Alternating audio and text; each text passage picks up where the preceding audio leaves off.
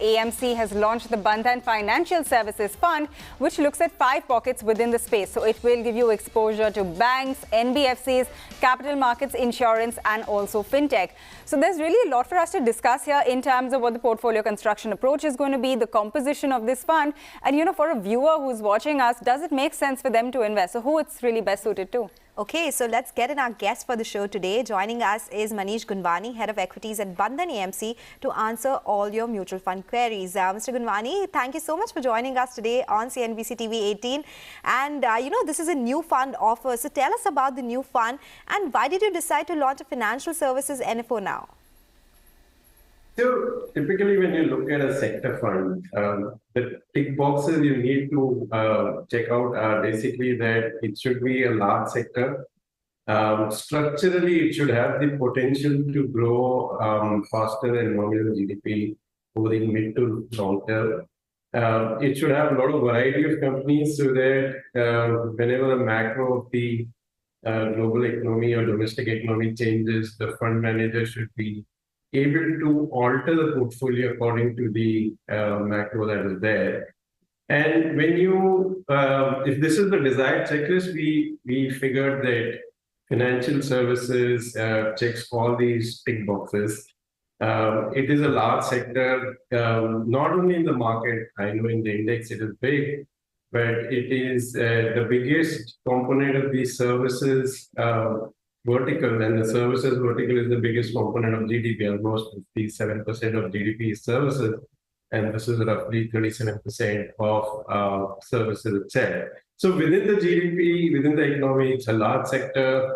It has tremendous growth potential. So the interesting point is any country which is developed more than India, Japan, US, China, if you see the credit to GDP, that's around 200% or more.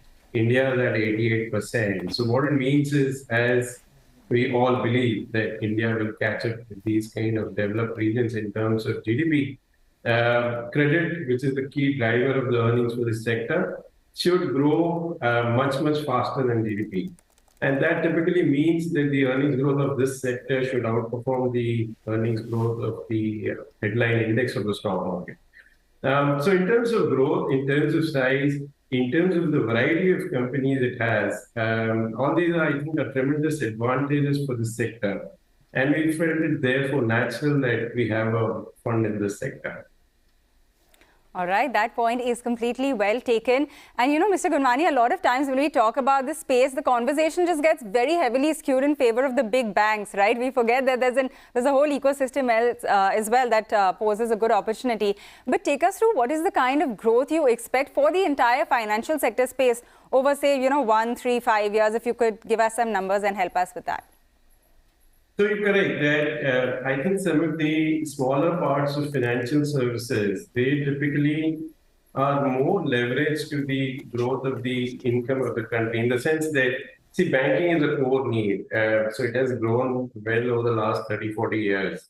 But some of the capital market related segments like AMCs and broking, the penetration is far, far lesser than banks. So I think the big growth for these sectors is much ahead of us.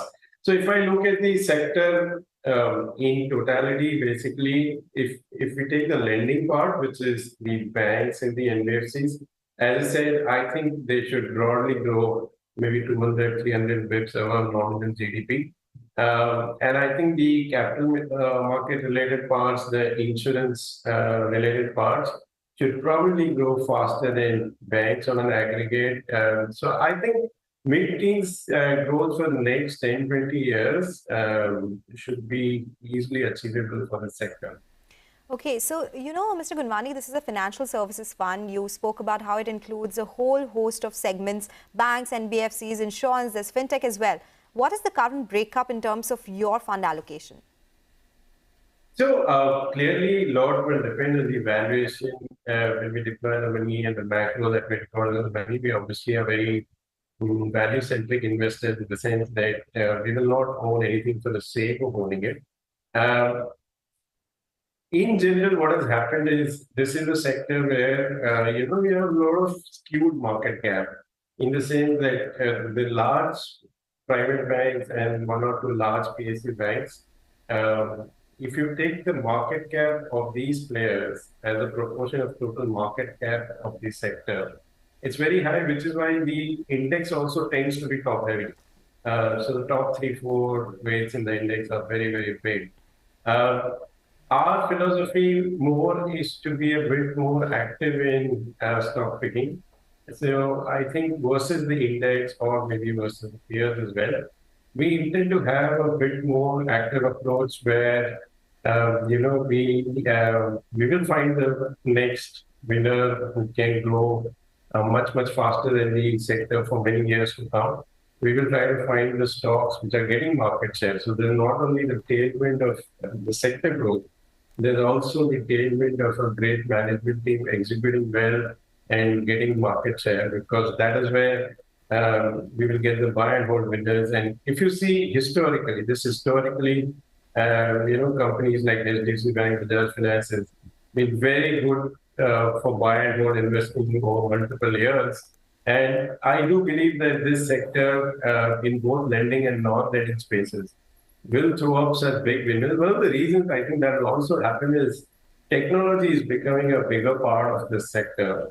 And technology typically tends to produce large winners and large losers. So if you can catch a large winner and hold it for a fair period of time, I think you should generate very healthy returns. And by technology, let me clarify, I just don't mean the pure fintech plays in payments or broking or anything like that. They are, of course, interesting by themselves. But it also means any management team which in a traditional business like lending is able to leverage technology better than others. And that obviously will lead them to gain market share. So there are a lot of dynamics like this where we believe that by being active in terms of stock selection and probably having a bit more of the smaller companies, we can generate substantial alpha over the index. Okay, that's very interesting. But something else that we also want to know is if we can just dive a little bit deeper into this, take us through the approach that you're using to construct this portfolio. Is there a certain minimum amount that you will be allocating to all of these subsectors? And also, what is the stock selection model that you have in place here? So no, to be honest, we will not have a rule because let's face it, a lot of this sector's dynamics depend on domestic macro. So there will be times when, like today, I think India's macro is looking superb versus the global macro, right? And so relatively, India is in a very, very strong footing, whether you see current account deficit, whether you see growth, whether you see geopolitical situation. But things will change, right? I mean, we saw 2013 when current account deficit was 5-6%, and then you need to be careful on currency. So let's not, I don't think it makes sense to have one rule and say, and as I alluded, this sector also offers a lot of non-lending spaces which are more secular and which can do well, even if there is a temporary downturn in India's macro or in India's growth. So I don't think it makes sense to have a rule saying that you will have X% in banking, Y% in NBFCs all the time. But just in terms of portfolio construction, as I said, ultimately it is an interplay of three things, which is the business model, management, and valuation. The good part is if you can get a business model and management team which can execute, the landscape is there. The sector size is so big that even with expensive valuations, it has historically worked, and I think it will work in future as well, that if you can hold a good business model and good management team for long periods of time, it should generate very healthy returns. So in that sense, our focus, especially for the small and mid-cap companies, will be very skewed towards evaluating the business model and the management so that we are convinced that that company can get market share and grow faster than the sector over long periods of time. Okay, interesting and helpful. Mr. Gunwani, it's an interesting chat. We'll just do one thing, slip into a quick break, and on the other side, we'll continue analyzing the NFO and speak about a lot of other opportunities as well. Stay tuned for that.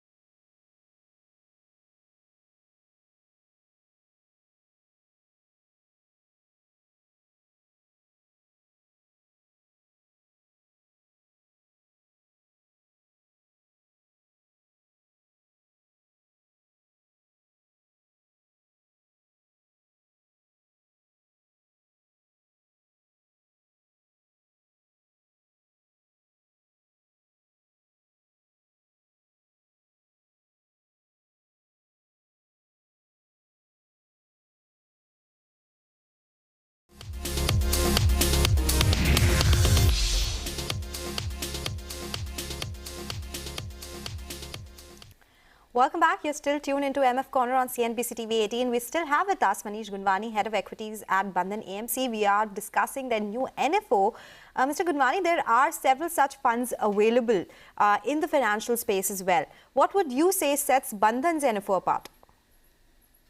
So, as I mentioned, we think that we have a great research team, a great fund management team, and therefore we think we'll be more active. So you're correct. There are a lot of funds in the market.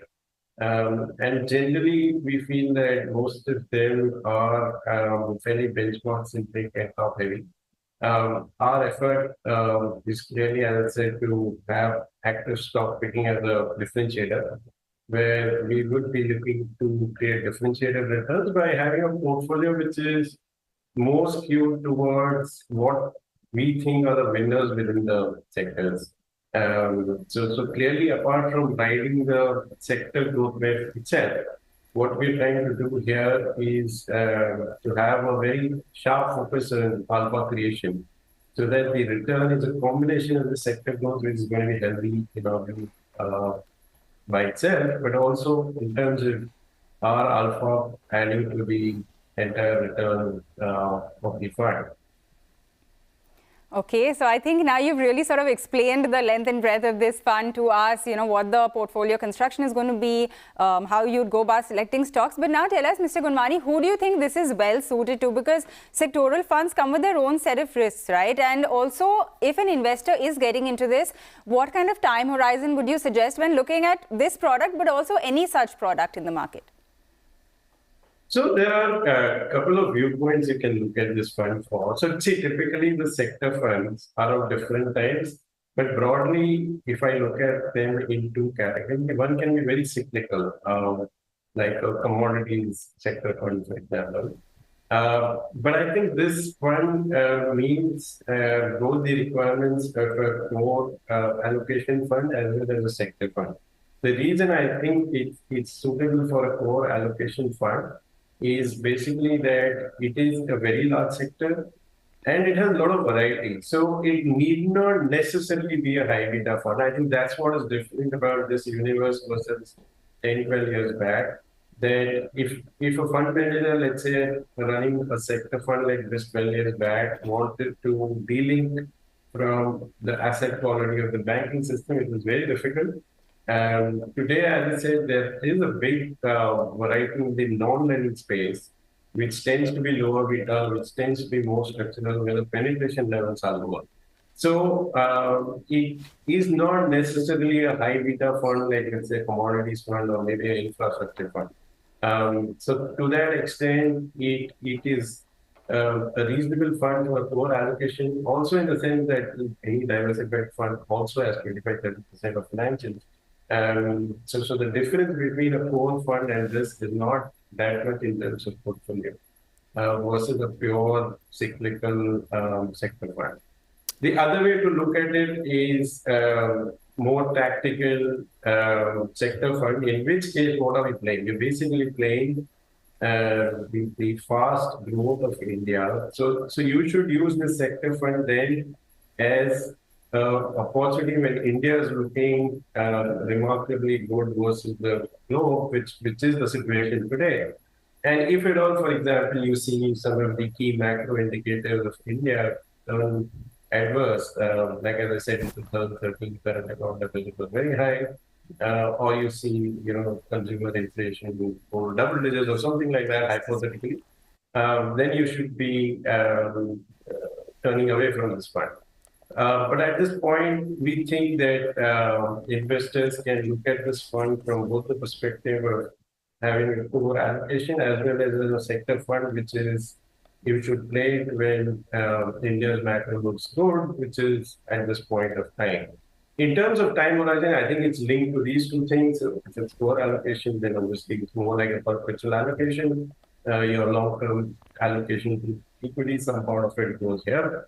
If you're looking at it like a sector fund, then obviously you should, more than time, it's basically, if you think, for example, there will be a great bounce back in China and growth will do well, then maybe you should reduce allocation. But at this point, I can scarcely remember any other point in my memory where the difference in strength between India's macro and the global macro is so strong, right? Because whether you see inflation, current account deficit, growth, uh, and when you see what's happening globally, and even the subjective factors like geopolitical situation, it just seems to me that at this point, it's kind of ideal for this fund because India's macro looks so much better than the global macro. Okay. So, you do speak about how India's macros look way better than global macros right now. So, these are some of the factors that someone needs to consider before investing in this space. But, the fund also includes the fintech companies. And there are some new age companies in that space as well. One, what is the allocation here? You would look at fintech companies, and how do you look at that space generally? So again, allocation in way, which will link it money, you can see the valuation. But as a team, I think we are much more open to the fast-growing and maybe not so profitable companies in general, as long as the long-term earnings look fairly visible. So my point is this, that even if you're buying a traditional bank and if you were to do a discounted cash flow, which is actually the fundamental rule of valuing companies, I guess 60 to 70% of your value will come after maybe 8-10 years. So to say that just because a fast-growing company is loss-making and not looking at it, I think not fair, because anyway, everyone's buying stocks where the fundamental value is coming after 8-10 years. So I think we should have an open mind if we think, let's say in 5-10 years, the profits of these companies can become substantial, then, and at that point, the valuation based on those earnings, 5-10 years, I know you need a higher margin of safety for sure, right? Because I'm not getting the visibility of next two earnings. So if I am projecting earnings on a 5-10 year basis, it is fair to say that you need higher margin of safety, but I don't think it's fair to write them off. So we will obviously seek that margin of safety when we're looking at these companies which are typically fast-growing but not very profitable at this point. And part of the reason the profits are not coming is because you're you're investing in geographic expansion or product expansion or customer acquisition. Now, you have to take a balanced call that if this company slows down those kind of investments, how profitable it is, what is the growth which is possible without so much investment, and then obviously look at profits 5-10 years down the line. But yeah, so just as a summary, we are definitely open. In fact, as I mentioned, the fact that technology is becoming a big part of the sector, to me, is a great opportunity, not only in terms of driving the growth of the sector, because we should remember that most of the financial products today are used only by the top 5-10% of households. There is a vast 80-90% of households which haven't done smart payments or bank loans or whatever. Now, with technology, obviously that penetration will improve, and technology, as I said, will create some big winners in terms of business models and management teams. So yeah, fintech is a very, very exciting part of the sector, and we're very keen to play that. All right, that's another big positive of a fund like this, right? That you can get exposure to these other sectors, which are maybe a little bit tricky for individual investors, but through an experienced fund manager, it could help you get exposure to that kind of sector. One final question, Mr. Gunwani. Consider a new investor is creating an MF portfolio, right? What would you recommend their exposure to this be? What kind of allocation would you suggest to the financials or to this specific fund as well? Look, it is one sector product. So I don't think you can put 20-30% of allocation in this fund. Obviously, 5 to 10% of your overall allocation to mutual fund is what probably this fund is suitable for. Okay, all right, take that point, Mr. Gunwani. Thank you so much for joining us today and giving us a lowdown in this new fund or the new fund offer that has come by Bandhan AMC. With that, it's a wrap on this edition of MF Corner. Stay tuned for Closing Bell to take you through the last hour of trade.